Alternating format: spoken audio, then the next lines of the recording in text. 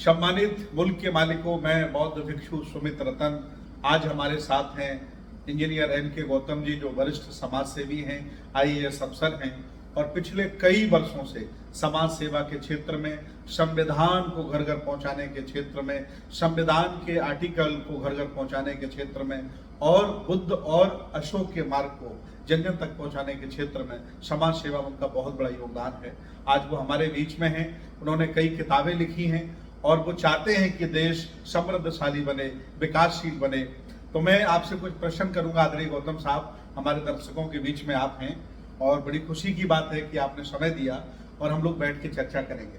पहला प्रश्न आपसे यह है कि जो भारत की शिक्षा है, जब यहाँ बौद्ध शासक थे, तक्षशिला, नालंदा, उदयपुरी, विक्रमशिला जैसे विश्वविद्यालय बने, और आज ऐसी क्या कमी है विकसित भारत में, विश्व गुरु के भारत में, कि हम लोग ऐसे विश्वविद्यालय नहीं डेवलप कर पाए कि पूरी दुनिया पढ़ने आए। इस पर मैं चाहता हूँ आप अपनी राय रखें। गौतम मध्य जी, आपको बहुत सारे वंदन। सभी दर्शकों को नमो बुद्धाय, जय भीम, जय भारत, जय संविधान। जैसा कि बंदी जी आपने प्रश्न किया, बहुत ही महत्वपूर्ण है। हमारा भारत विश्व गुरु, धर्म गुरु एक समय था, सोने की चिड़िया थी। उसका रीजन है कि हमारा जो इतिहास हम पढ़ते हैं, जो खुदाइयों में प्राप्त हुई, हड़प्पा मोहनजोदड़ो जो सभ्यता थी, जो भारत की ओरिजिनल स्टार्टिंग सभ्यता थी, श्रवण संस्कृति पर कल्चर था, उस समय हमारा लोकतांत्रिक और पशुपालन कृषि प्रधान कल्चर था। शिक्षा का सबसे बड़ा जो है जो केंद्र हमारा भारत रहा। उस समय बंधुत्व, भाईचारा, न्याय पर आधारित समाज स्थापित किया गया और पशुपालन और जो है मेहनत का समाज बना और शिक्षा के केंद्र उन्होंने स्थापित किया जी। फिर इस देश में अन्य विचारधारा के जो ठंडे प्रदेश से जो आए जी, उनका मूल जो कल्चर था हिंसा, इस देश में फैला जी जी। उस हिंसा और समाज में बुराइयों का समाप्त करने के लिए दुख, जब समाज में जो दुख हुआ, व्यक्ति में दुख हुआ, उसके निवारण के तथागत बुद्ध ने गृहत्याग किया जी। और 7 साल विभिन्न स्तरों पर तपस्या करके उन्होंने एक मध्यम रास्ता निकाला और भारत के खासकर यूपी और बिहार के क्षेत्रों में 45 साल पैदल चल चल कर जी।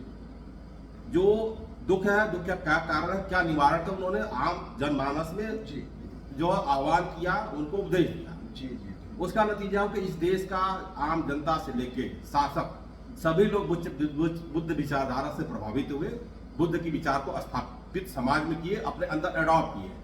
जो बंधुत्व, भाईचारा, न्याय पर आधारित समाज हुआ, तीसरा परशील के माध्यम से अपने को उच्च जो है विचारधारा, उच्च व्यक्तिवान बने समाज जी जी।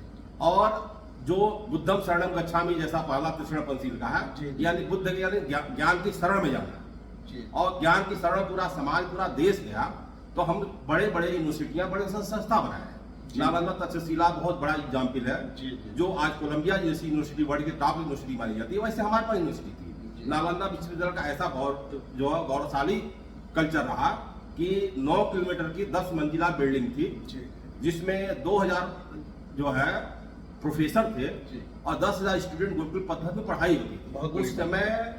उस समय हर सब्जेक्ट, आज वो जितने भी वर्ल्ड की सब्जेक्ट इंपॉर्टेंट मानते हैं, टेक्नोलॉजी, वो उसमें नालंदा विश्वविद्यालय में थी। जी जी जी। जो बाद में इस देश में शासक जो चेंज हुए, वो दूसरे विचारधारा के थे, हिंसक कल्चर वाले थे। उन्होंने धीरे धीरे उस यूनिवर्सिटी का और बहुत सारे जो धर्म गुरुओं का उन्होंने समाप्त किया जी जी। और सम्राट अशोक इस बीच में आते हैं। सम्राट अशोक ने पूरे भारत में जी और विश्व के बहुत सारे देशों में जी भगवान बुद्ध के उपदेश को फैलाने का काम किया। 84 स्तूप भारत में विभिन्न क्षेत्रों में बनाए और भगवान बुद्ध के उपदेश को उन्होंने लिपिबद्ध कराया कि आम जनमानस को समझे, तो पूरे भारत में बुद्धमय बना। फिर विश्व के अन्य 43 कंट्रियों में बुद्ध विचारधारा, उनके पुत्र और पुत्री जो थी, पुत्र पुत्री महेंद्र और संगीता भिक्षु भिक्षुणी बन के श्रीलंका, जापान, अन्य देशों में गए और बुद्ध की विचारधारा को स्थापित किया। आज इस कारण बुद्ध बौद्ध धर्म 43 कंट्रियों में डेवलप स्थिति में है और जो बुद्ध विचारधारा को जो देश अडॉप्ट किया हुआ है, वो समाज आचरण में अडॉप्ट किया है, वो आज हर मामले विकसित है जी। विकसित 2 तरह विकसित है, एक फाइनेंशियल, एक होता मोरल, सोशल जी। बुद्ध विचारधारा में सबसे इंपॉर्टेंट है कि कल्चरेबल मोरल, व्यक्ति का विकास हो, जी। व्यक्ति का साधारण विकास हो, जी। उसके अंदर न्याय पर आधारित विचारधारा हो, वैज्ञानिक सोच हो। जी जी जी ऐसा कल्चर भारत में था, लेकिन 10वीं सेंचुरी आते थे वो धैर्य समाप्त हो गया। अन्य देशों में जैसे साउथ कोरिया से लेकर बहुत सारे जापान में कंट्री में वो है, तो आज बहुत वर्ल्ड के अन्य कंट्रियों से जी जी वो सामाजिक रूप से व्यक्तिगत रूप से सामाजिक न्याय पर स्थापित समाज जी। है और टेक्नोलॉजी बेस्ड है। जी जी तो ऐसा कल्चर, ऐसा विचारधारा इस देश की ओरिजिनल विचारधारा रही है, ऐसा हमारा समाज रहा। जी। तो हमें बुद्ध शासन इस देश में स्थापित करने की बहुत ही आवश्यकता है। जी उससे व्यक्ति का, समाज का और देश का सभी का कल्याण हो। जी जी बहुत ऐसी ही विचारधारा हमें बढ़ानी है। बहुत ही सारगर्भित तरीके से आदरणीय इंजीनियर साहब ने अपनी बात रखी और बहुत ही ऐतिहासिक और तथ्यपूर्ण बात रखी। एक और बहुत महत्वपूर्ण प्रश्न है आदरणीय इंजीनियर साहब कि ज्ञान मूर्तियों में नहीं है, बाबा साहब मूर्तियों में नहीं है, बुद्ध मूर्तियों में नहीं है, उनके साहित्य में है, उनकी आइडियोलॉजी में है, उनकी विचारधारा में है। पूरे भारत का बहुजन बाबा साहब का ऋणी है। हमें उनका एहसान चुकाने के लिए या उनको मार्ग को आगे बढ़ाने के लिए क्या क्या काम करना चाहिए, मैं जानना चाहता हूं। क्योंकि आप बहुत लंबे समय से बाबा साहब के मार्ग को, उनके सिद्धांतों को जन जन तक पहुंचाते हैं, तो कौन कौन से ऐसे कार्य भारत के लोगों को करना चाहिए जिससे कि बाबा साहब की इच्छा, बाबा साहब का आंदोलन, उनके विचार, उनके सिद्धांत आगे बढ़े। आदरणीय इंजीनियर साहब। जी बिल्कुल बंदे जी, आपका क्वेश्चन भी बहुत प्रासंगिक है, बहुत ही समाज की यूजफुल है।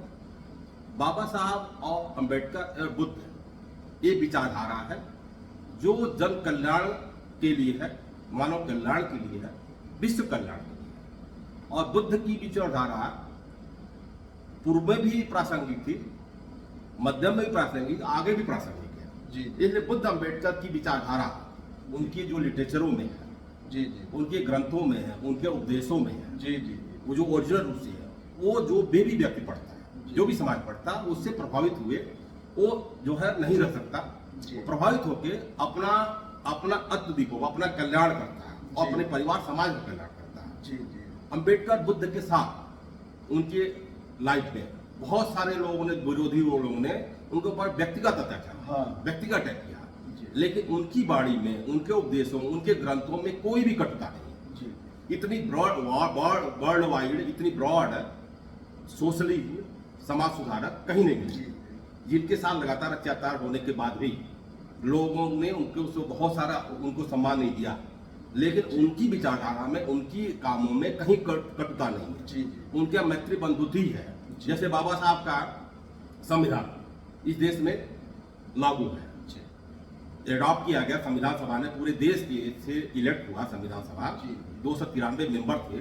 जी जी और संविधान की इस देश के सभी व्यक्ति की और देश की जी। उन्नति के लिए जी जी 26 नवंबर 1949 को संविधान सभा ने 284 मेंबर इसमें हस्ताक्षर किए, जी। एडॉप्ट किया गया कि हम इस देश को ऐसे चलाएंगे। जी। और 26 जनवरी 1950 को इस देश में, रूस में स्थापित हुआ। जी जी संविधान बाबा साहब का सभी विचारधारा के कहीं कहीं निचोड़ देखा जाए, जी बुद्ध सम्राट अशोक की लोकतांत्रिक राज्य की परिकल्पना कार्य जी। को बाबा साहब ने उसमें स्थापित किया, क्योंकि बिल्कुल। यही विचारधारा इस देश की गौरवशाली विचारधारा इतिहास जी, रहा जी, है। जी। स्वर्ण चिड़िया वही थी, स्वर्ण युग हमारा वही था। जी, जी। धर्मगुरु वही काल था जो विश्व में सम्मान से धर्मगुरु जैसा मानता था। जी, जी। सम्राट अशोक का ही कल्चर था, राजनीति जी, जी। और भगवान बुद्ध की विचारधारा थी। बिल्कुल। तो बाबा साहब अच्छी तरह इतिहास पढ़ के जानते थे, तो उन्होंने इस संविधान में इस देश को ओरिजिनल जो हमारा कल्चर लाना था, जी। ओरिजिनल गौरवशाली विश्व में अपनी कल्चर स्थापित करना था, सम्मान स्थापित करना था। सम्राट अशोक बुद्ध की विचारधारा को कहीं न कहीं संविधान में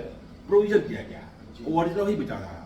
और उसमें हर किसी ग्रोह, किसी धर्म, किसी जात, इस देश में जो का नागरिक है, इस देश में पैदा हुआ, सभी की गरिमा सुनिश्चित करी, सभी के डेवलपमेंट के लिए, सभी के सम्मान के लिए, जी जी सभी के अवसर प्रदान करने के लिए प्रोविजन किया गया है।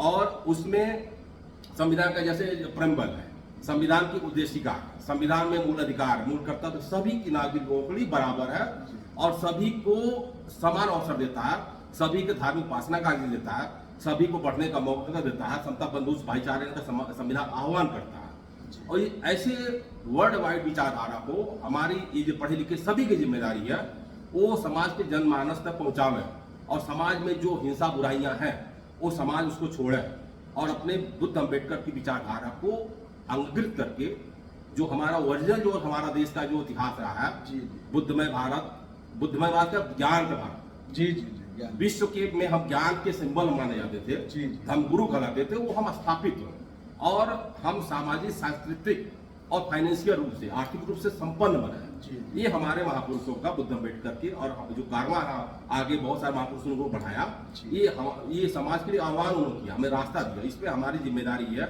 ये जो ह्यूमन बीइंग, ये जो इंडियन, हम उसको जिम्मेदारी से काम करें और अपने महापुरुषों को जो कारवा है उसको आगे बढ़ाने में अपना योगदान दें, तभी हम इस देश के सार्थक रूप से नागरिक हैं और ये जो ह्यूमन बीइंग अपनी जड़ाई को जो सफल कर पाएंगे। जी। इंजीनियर साहब ने बहुत ही सारगर्भित बातें रखी। मैं चाहता हूँ कि उनका बड़ा सामाजिक जीवन है, वो बहुत समाज सेवी हैं, लंबे समय से बाबा साहब के आंदोलन को बढ़ाने के लिए काम कर रहे हैं। एक ऐसा संदेश जिसे सुनकर के भारत का हर व्यक्ति गौरवान्वित महसूस करे कि आदरणीय इंजीनियर साहब ने बहुत अच्छी बात रखी। तो मैं चाहता हूं कि क्या आप संदेश देना चाहते हैं इस भारत के 100 करोड़ आबादी को, बहुजनों को, हक वंचित लोगों को और जो संविधान से लाभान्वित लोग हैं, लोकतंत्र में जो जी रहे लोग, उनके लिए क्या आप संदेश देना चाहते हैं? जी इंजीनियर साहब। जी बंदे जी, सभी सम्मानित साथियों, जो आप लोग बातें सुन रहे हैं, आपकी जिम्मेदारी भी है कि अच्छी बात है, अच्छी विचारधारा आम जनमानस तक पहुंचाना। हमारी नैतिक, सामाजिक, ये जो भारतीय हमारी जिम्मेदारी है, अपनी लाइफ को बेहतर बनाना, एक बेहतर इंसान बने और बेहतर साइंटिफिक विचारधारा स्थापित करके समाज को वैज्ञानिकवाद की तरफ ले जाए। क्योंकि किसी समाज का, किसी व्यक्ति का जो भी डेवलपमेंट होगा साइंटिफिक टेम्पर से होगा। जी। जो समाज में जो भी किसी देश का डेवलपमेंट होगा साइंस टेक्नोलॉजी से होगा, तो वैसे उधर ले जाने की जरूरत है। और व्यक्ति की इंटरनल डेवलपमेंट, बुद्ध की जो विचारधारा है, समता, बंधुत्व, भाईचारा, अत्यदीपो, मेडिटेशन, उसको करने की जरूरत है, उसको अपने अंदर आचरण की जरूरत है। और हमारी ये जो इंडिया पैदा हुई है, तो हमारी हमारी जिम्मेदारी है इस देश का सभी नागरिकों, हम बहुजन की नहीं बात करते, ये देश के सभी इंडियन की बात करते हैं। हम संविधान के मानने वाले लोग हैं, संविधान इस देश का सभी का है। संविधान केवल बाबा साहब का नहीं था, बाबा साहब ने केवल लिख के थोपा नहीं। संविधान सभा जो विभिन्न ग्रुपों, संगठन ग्रुप, जो पार्टियों के लोग इलेक्ट होके, देश के सभी लोगों ने उसको जो है संविधान सभा को मचाया। सभी लोगों ने सर्वसम्मत से, स्वर से इस देश को, जो गौरवशाली हमारा इतिहास रहा, जी, सोने की चिड़िया रहा, हम धर्मगुरु रहे, शिक्षण केंद्र हमारे पर वर्ल्ड की टॉप थी, वैसा गौरवशाली गौरव वापस लाने के लिए संविधान सभा ने इसको अडॉप्ट किया था। तो हमारी ये जो इंडियन जिम्मेदारी है, इस देश के सभी नागरिकों में वो कल्चर डेवलप करें, संविधान की भावना उनके अंदर स्थापित करें। संविधान की भावना में बुद्ध, सम्राट अशोक की लोकतांत्रिक जो विज्ञानवाद विचारधारा स्थापित करें, जिससे समाज में जो है साइंस टेक्नोलॉजी तेजी से आगे बढ़े, लोगों में कल्चरेबल समाज बने, लोगों के अंदर बंधुत्व, भाईचारा हो, न्याय पर आधारित समाज स्थापित हो, तभी हम वाकई अपने महापुरुषों और संविधान के प्रति जिम्मेदार, अपनी पूरा जिम्मेदारी को कंट्रीब्यूट कर पाएंगे और ये अच्छे इंडियन बन पाएंगे और ये अपनी लाइफ को सफल कर पाएंगे। ये उम्मीद करते हैं कि अपनी जिम्मेदारी को बड़े अपनी निभाएंगे और समाज में सही रास्ते में ले जाने का काम करेंगे।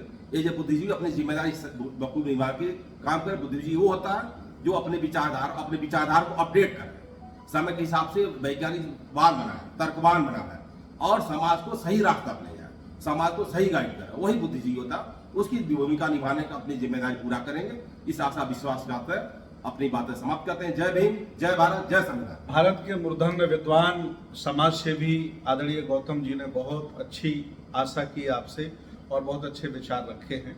अंधविश्वास, पाखंड से हमें मुक्त होना पड़ेगा, हमें विज्ञानवाद, तर्कवाद और मानववाद की तरफ बढ़ना पड़ेगा, तभी हम अपना और अपने देश का विकास कर सकते हैं। याद रखना, जो अपने लिए जीते हैं उनकी मृत्यु निश्चित है, जो देश और समाज के लिए जीते हैं उनकी कभी मृत्यु नहीं होती। हम अगली बार एक और बड़ी शख्सियत के साथ आपके बीच में बैठेंगे और धम्म चर्चा करेंगे। आप देखते रहिए, शेयर कमेंट करते रहिए और हमारे साथ जुड़े रहिए। बहुत बहुत धन्यवाद, बहुत बहुत साधुवाद।